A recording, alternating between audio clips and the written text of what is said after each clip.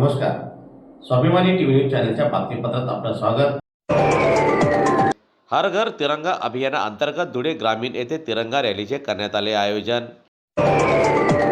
हर घर तिरंगा अभियानाअंतर्गत धुळे ग्रामीण परिसरात भव्य तिरंगा रॅलीचे आयोजन करण्यात आले.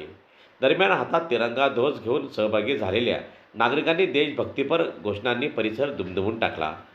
रॅली दरम्यान नागरिकांमध्ये राष्ट्रध्वजाबद्दल आदर आणि देशप्रेमाची भावना जागृत करण्याचा संदेश या माध्यमातून देण्यात आला.